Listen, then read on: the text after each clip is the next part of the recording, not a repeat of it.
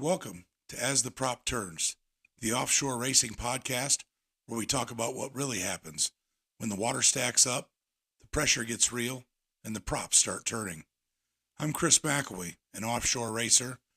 In this podcast, we will discuss offshore racing the way it actually is, not just the highlight reels, not the social media clips, and not the stories that get told after the fact. This is about the decisions, the mistakes, the wins, the losses, and the people who make this sport what it is. And if you race offshore, work on an offshore race boat, or just want to understand what really goes on out there, you're in the right place. Stick around. I wanted to start this podcast as the prop turns because offshore racing rarely gets talked about. Matter of fact, hardly it's covered at all. And there's a lot of passion in this sport. A lot of time goes into the sport, a lot of money, and a lot of sacrifice. And most people only see a few minutes of it when the boats go roaring by at full speed. They do not see the preparation, the late nights, the arguments over setup, or the pressure that comes with being responsible for the boat, driver, throttle man, and the whole team. Racing is unpredictable. Once you leave the dock, anything can happen. For those of you who don't know me, I have been involved in racing since 1999. For me, it started with the love of the water. I was raised on a lake from the age of 3. Loved everything I was taught about the water, and I can remember stealing my brother's 18-foot checkmate with the Mercury 250 and screaming across Birch Lake and almost flipping the boat and ejecting me and my best buddy Joel because the hot foot pedal got stuck to the floor. Luckily, the boat did not flip, and from that day forward, I was hooked, and I wanted to go faster. There was just one problem. It was my brother's boat. So, fast forward some years, and I found myself a position as a crew chief for a Factory 2 team called Aquanator. Bill and Jeff, they were a couple of great guys. And that's when I learned what happens when you push a machine to their absolute limits. Fascination turned into a career of sorts. I found myself in a life of engines and adrenaline, things you can only learn when the stakes are high and the waves are bigger than you ever imagined and your props are turning. I owned my own 30-foot Extreme Outlaw Class A boat, and that was all me. Every decision, every adjustment, every trip, every second behind the throttle, there is something about being in that seat where it's just you, the throttle, the water, and your driver. The only thing standing between a perfect run and chaos is your preparation, your focus, and the trust you have in yourself and the guy sitting next to you. I have learned to love that pressure because it's honest. It does not lie to you. It tells you exactly who you are. I have also been lucky enough to throttle with a champion team, Treadwell Motorsports, back in the day, when racing was at its thickest. I learned the mechanical strategies, everything that go into making a boat and a team perform. After I got out for a few years, I got a phone call from Keith Herbot to see if I'd be interested in a crew chief position. And of course, I said yes. And my wife Amber and I and our 2 young girls, we traveled for the next 2 seasons and got to experience racing as a family on a real team. And that was an experience I will never forget. And Cade, what a badass driver. He's the real Viking on the water. When you feel the energy in every crew and every boat, you learn in that environment mistakes are expensive. Every detail matters, and the only way to survive and thrive is to stay calm, stay sharp, and trust the people around you. You can study the textbooks, you can run simulations, but nothing prepares for the real teamwork, the real trust, and the pressure of race day. You must anticipate your crew, anticipate the water, and anticipate what's going to happen before it happens, and do it all while the boat's screaming by in spray at top speed. I am currently throttling a Class 4 boat for Be More Offshore with owner-driver Kyle Dietzen. Talk about old school. That guy's been around and still chasing the adrenaline into his 70s. We finished fourth in the National Series this past season, and we picked up one win, and I'm very proud of what we were able to accomplish. And you never know, with 2026 being a new season, much more to come. A bunch of mental and physical skills also go into reading the water, trusting your instinct, and trusting the people around you. Every run teaches you something, whether it's a new trick to cut your lap time or making sure your buddy blows the conch shell in Key West. More to come on that story later. You learn humility, but you also learn resilience. You learn to celebrate the wins and accept the losses, because both teach you who you really are. And honestly, the people that make the sport are the teams that turn into families, the friendships that are built on trust and adrenaline and possibly a little caffeine. There are some moments that stick, though. It's about showing up for each other and for the boat repeatedly, unlike anything else I've ever experienced. That is what this show will do. Bring you right into offshore world to hear the stories behind the teams, the challenges, and the moments that don't make the highlight reels. I want you to hear what it really takes to be a part of offshore racing. The preparation, the focus, the excitement, and the heartbreak. Because at the end of the day, offshore racing isn't just a sport. It's a way of life. And it's one that has shaped me into who I am and what I value. And that's probably why I keep coming back to the water, season after season. But there is a group of people in offshore racing that do not get enough credit. And honestly, without them, we do not race. When people watch offshore from the beach or a live stream, they see boats, but they don't see what are the helicopters. And the helicopters can see everything. These helicopters are not there for content or for fun. They're there because offshore is unpredictable. And when something goes wrong, seconds matter, and they're the first to know about it. I've been in this sport long enough to tell you this. When you hear a helicopter overhead, it's not noise, it's reassurance. These pilots and spotters and rescue divers, we call those guys the angels in the sky. They're watching everything we cannot see from the cockpit of our boat. They're watching the racing line. They're watching the water conditions. They're watching for that boat that suddenly goes quiet. They're also watching for the marine wildlife. Racing is just not about protecting racers. It's also about protecting the marine wildlife, dolphins, sea turtles, and manatee, depending on the location. The angels control the race flow. They control if it stops. That's something I want you to understand.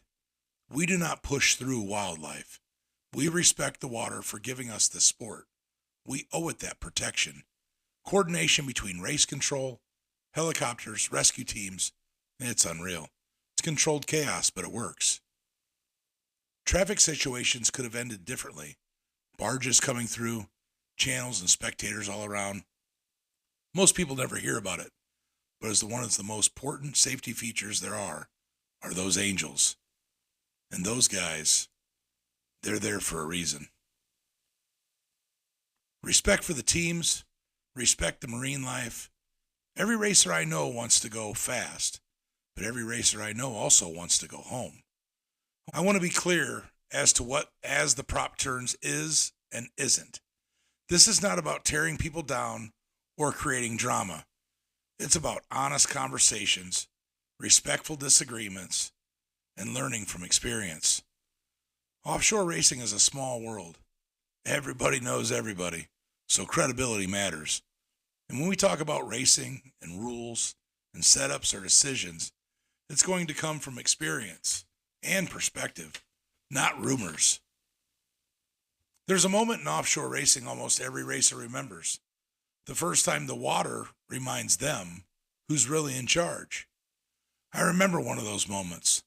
The water looked like 2 to 3s, but the water has a way of hiding what's really happening out there. It looked manageable, but it can feel completely different at speed. The waves came faster than expected, the kind of water where you don't have time to recover between impacts. And that is when this is not about racing and being brave. This is not about showing your ego. This is all judgment. You realize you are not racing other boats at that moment. You are adjusting the conditions. And if you lose the race to the conditions, it doesn't matter where you are running. And sometimes it is just finishing the race because you learned something important.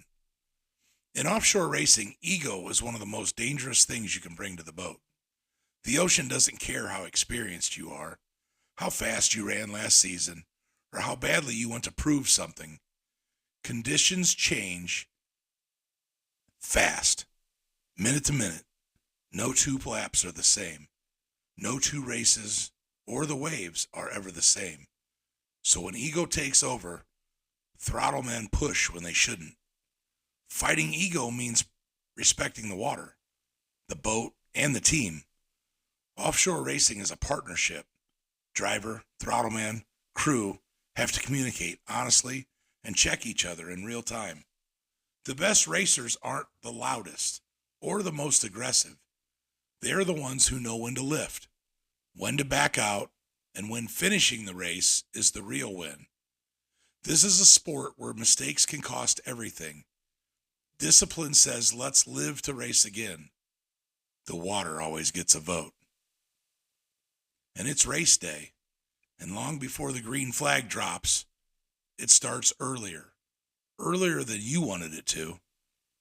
There's a quiet on race mornings that you don't get anywhere else. Everyone moves with purpose.